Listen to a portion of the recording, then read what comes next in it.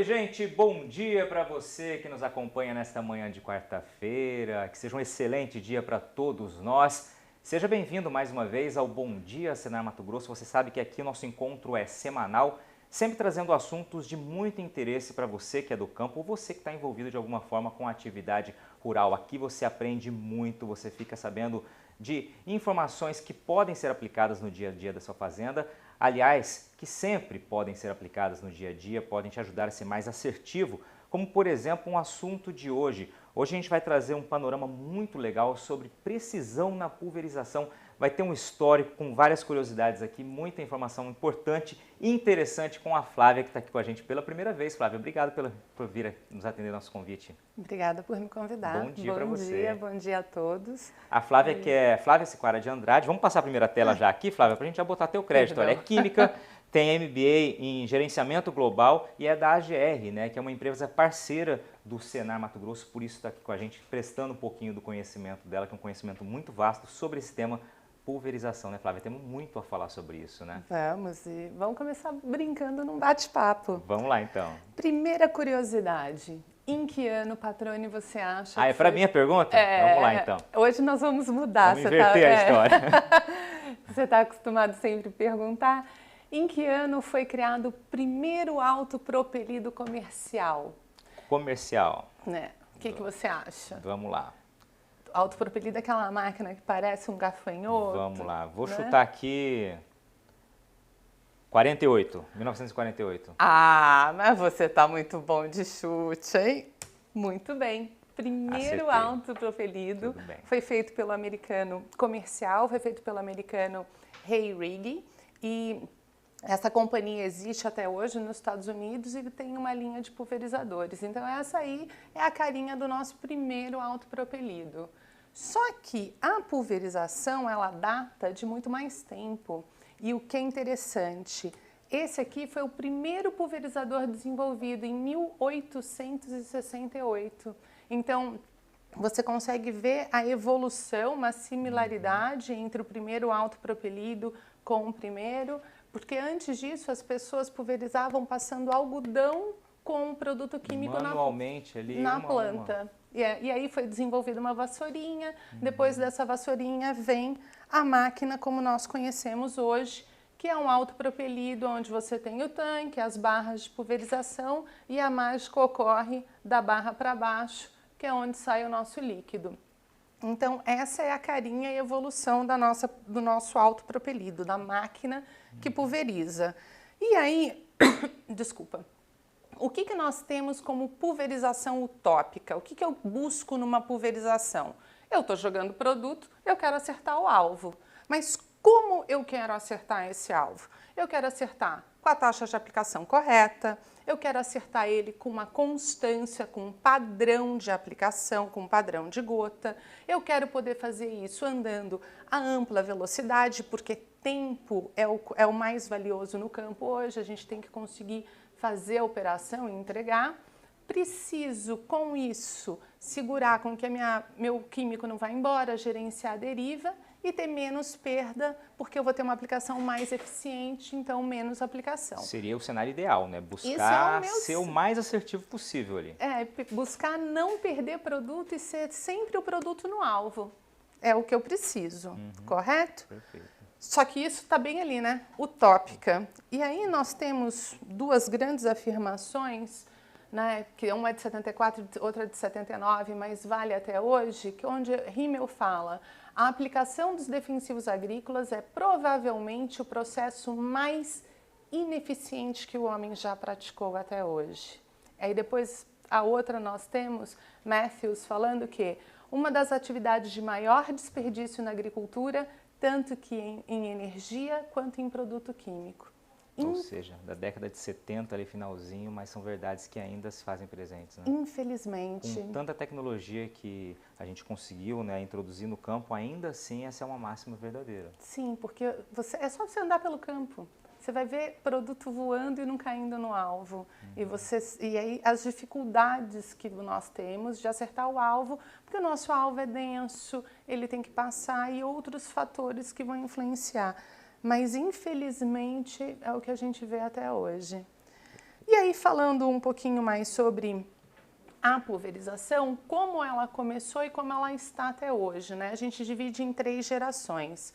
A primeira geração, a gente controlava só a velocidade. O que era isso? Se acertava todo o pulverizador, deixava a válvula aberta numa posição e falava para o tratorista, ou a pessoa que tivesse, ou o operador, anda a velocidade constante. Você acha que isso era verdadeiro? Você acha que eu consigo andar numa velocidade constante? Difícil, hein? Ela é simples, né? Porque ele só tinha que andar a uma única velocidade, não tinha que olhar mais nada, mas qualquer alteração de velocidade mudava a taxa de aplicação. Isso aqui a gente está falando mais ou menos em que época, em que período começou Isso essa... aí você vai dar olhar na década de 48, Ou seja, até... é muito mais difícil você manter essa velocidade constante, que já é difícil um pouquinho hoje com toda a tecnologia que você tem, né, para poder monitorar. Naquela época acredito que fosse bem complicado. Não, assim. e é só imaginar um campo que não seja de plano. seja No Mato Grosso é maravilhoso, a gente tem reta, mas se a gente for para o Paraná, por exemplo, que tem muita curva para você pular, ribanceira, então não tem como você andar.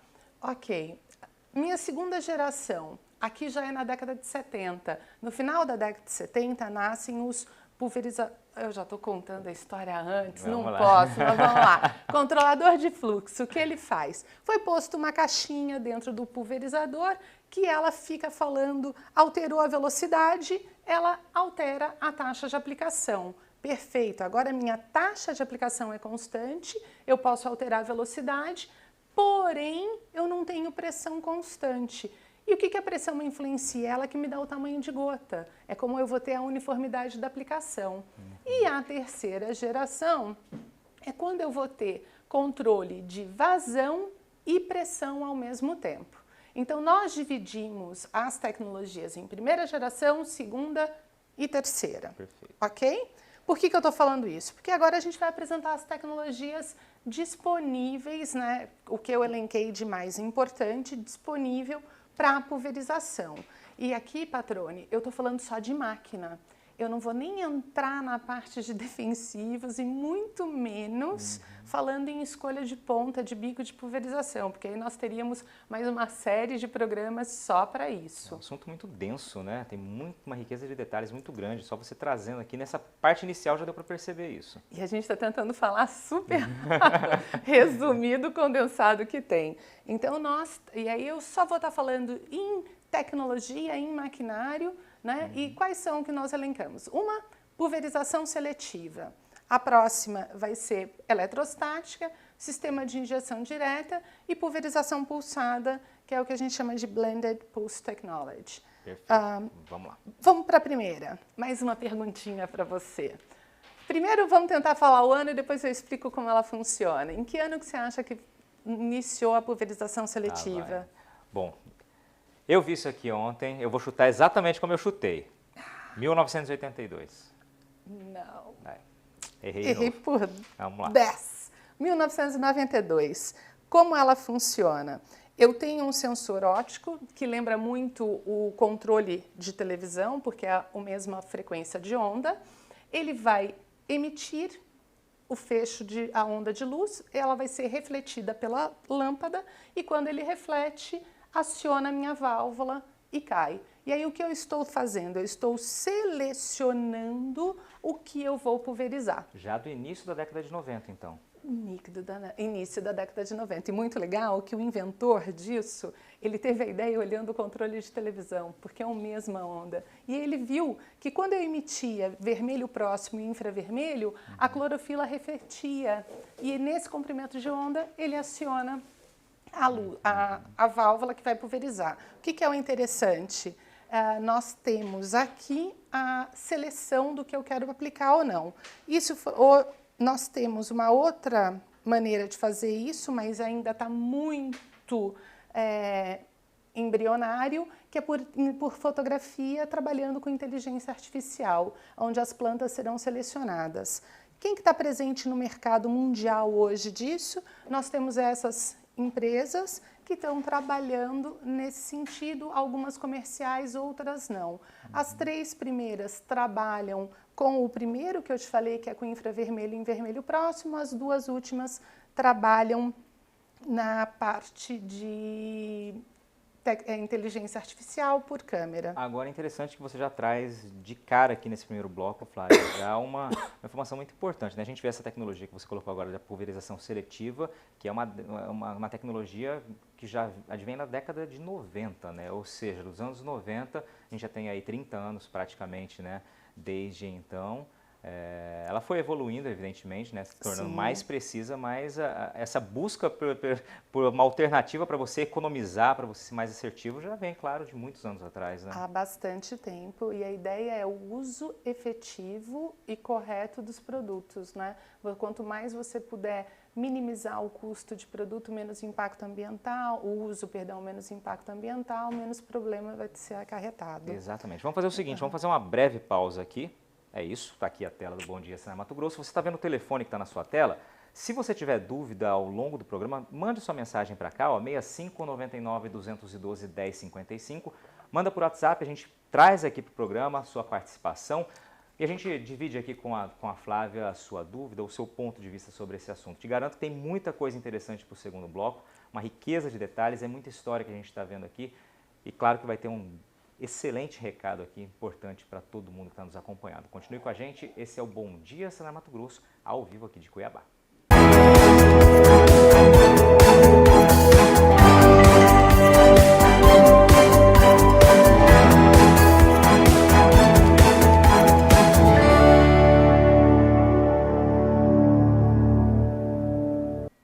Estamos de volta ao vivo aqui de Cuiabá, esse é o estúdio do canal Rural Mato Grosso, com um Bom Dia Senar Mato Grosso, falando para você hoje sobre pulverização, tecnologia de pulverização, contando um pouquinho a história, né, da tecnologia que já vem de anos, décadas atrás, sempre buscando encontrar ferramentas, maneiras de que esse trabalho no campo seja mais eficiente, né, mais assertivo, minimizando, claro, impactos ambientais, mas minimizando custos também, ou seja, sendo mais eficiente, como o próprio nome diz. Quem está aqui conosco é a Flávia Andrade, que é química, tem MBA em gerenciamento global e é da AGR, que é uma empresa parceira do Senar Mato Grosso, por isso está aqui conosco.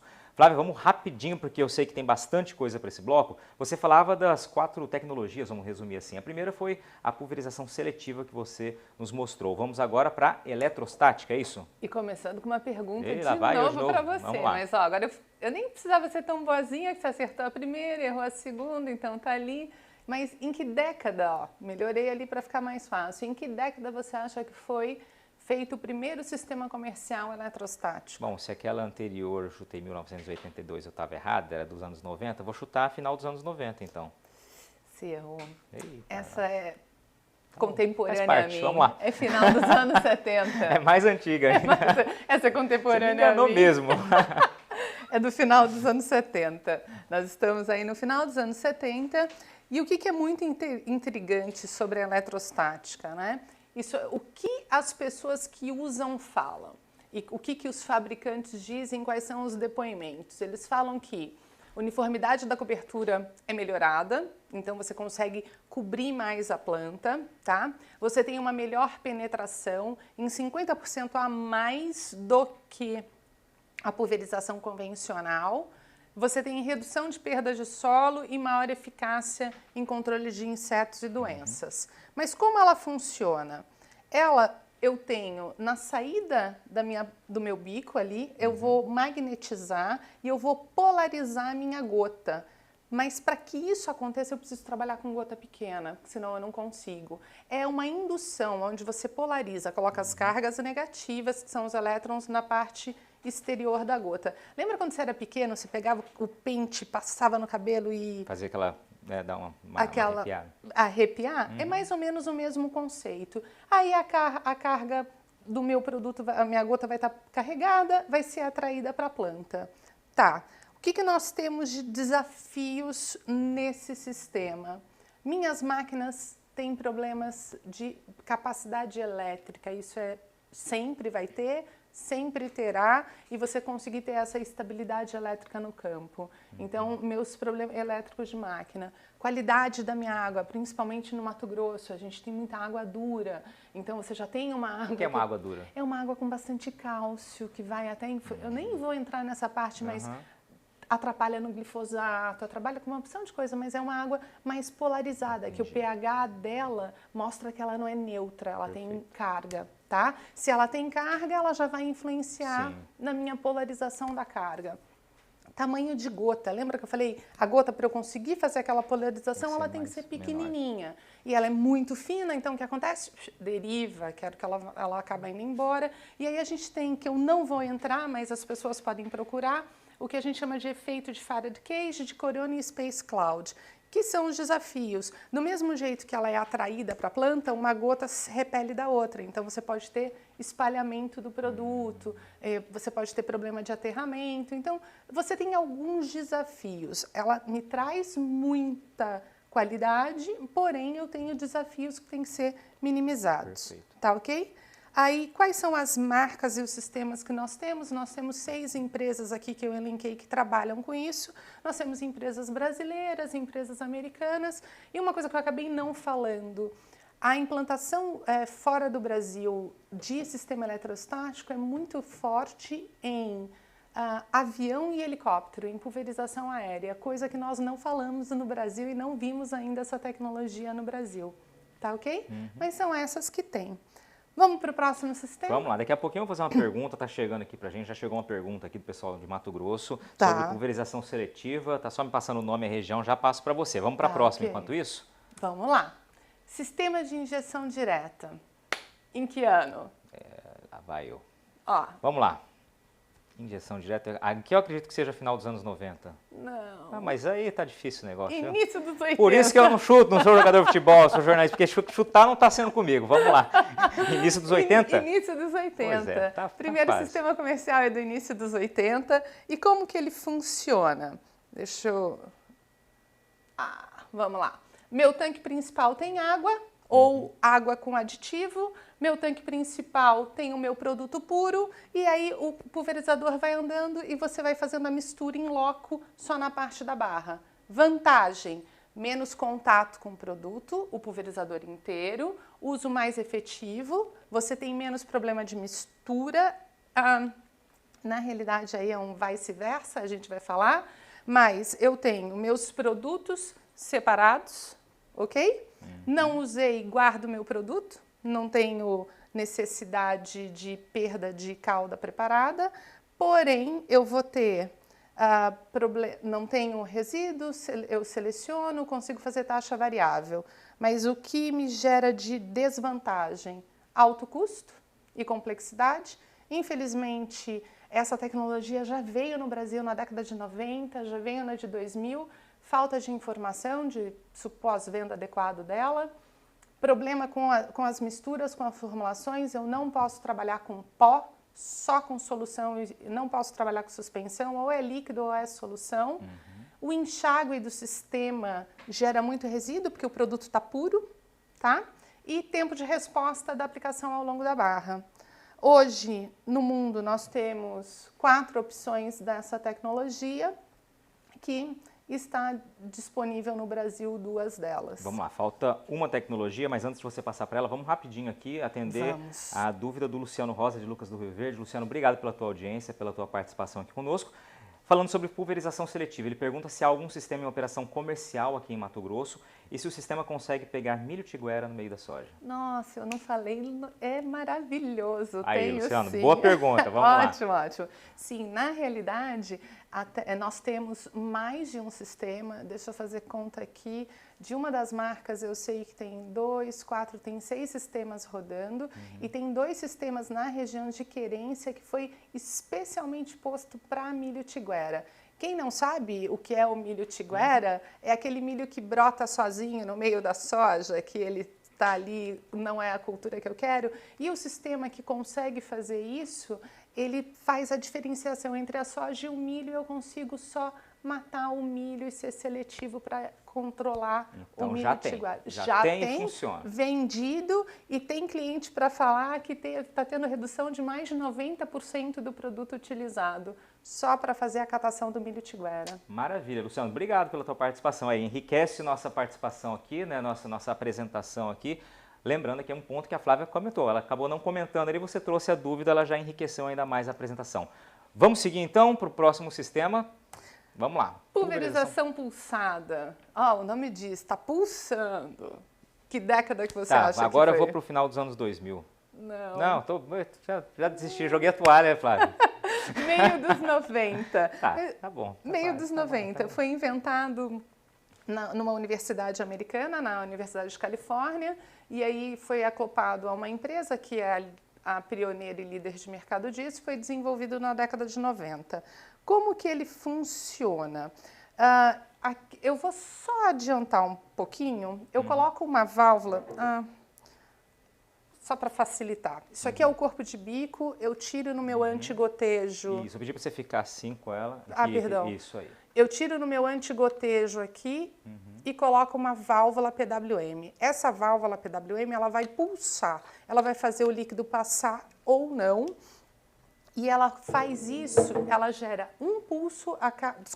10 pulsos a cada 1 segundo. E eu vou controlando a entrada. Então, eu faço a controle de vazão e de pressão. Acho que é mais fácil eu ilustrar como ela trabalha do que...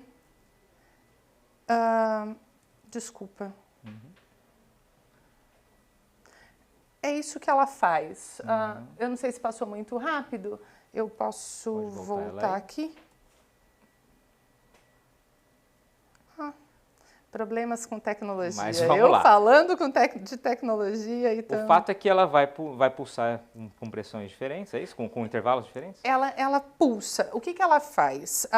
Ela tem abertura, ela faz o movimento de abrir e fechar 10 vezes, só que ela fica mais tempo aberta ou menos tempo, para que eu mantenha sempre a minha dose de litros por hectare a velocidades diferentes, mantendo pressão. Então, independente da velocidade que eu ando, eu consigo manter vazão e pressão. Só que eu tenho mais algum... O que eu ganho com isso, né? Eu vou ter uniformidade da minha cobertura, porque meu tamanho de gota vai ser constante, e eu consigo, ter outras vantagens. Por exemplo, isso aqui é um pulverizador normal andando, nós fizemos ele com corante, ok? O que você consegue ver nessa curva? Você já percebe já um excesso de produto aqui, né? Justamente nas áreas de curva aí. E falta, ele andou aqui, ele fez uma curva. Todo pulverizador, quando ele está aplicando, o litro por minuto na barra é constante. Quando eu faço curva, ele vai andar menos na parte do centro e mais na parte externa, gerando isso que a gente vê no campo bastante com fito. Quando eu tenho a pulverização pulsada e eu coloco uma válvula em cada corpo de bico, eu consigo controlar isso. E o engraçado é que as perdas que nós temos, quando você faz uma curva, em geral, você coloca quase 200% a mais na parte anterior e 39% a menos na parte exterior. Isso aí falando que ele está andando a 20 km por hora, aplicando 100 litros. Tá faltando... Vamos pro fechamento aí, que o tempo tá correndo, em cima, vamos lá. Ali. Então, a pulverização pulsada é a última geração, ela controla vazão e pressão, porque ela mantém com isso o tamanho de gota, e vantagens, eu consigo fazer compensação de curva e fechamento bico a bico, porque eu tenho um controle exato de cada bico. Mas não adianta eu falar nada disso, gente, se isso aqui ainda estiver acontecendo no campo.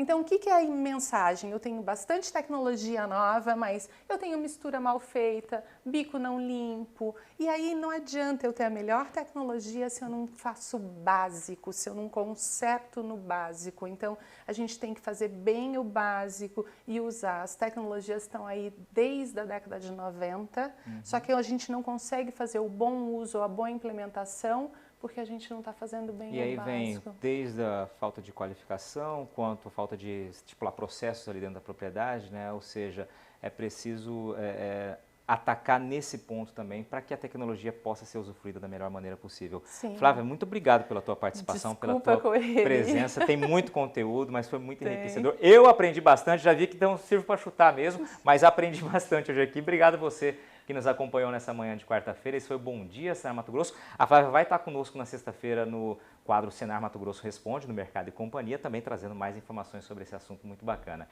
Até a próxima quarta-feira, uma excelente semana e até lá. Obrigada, até lá.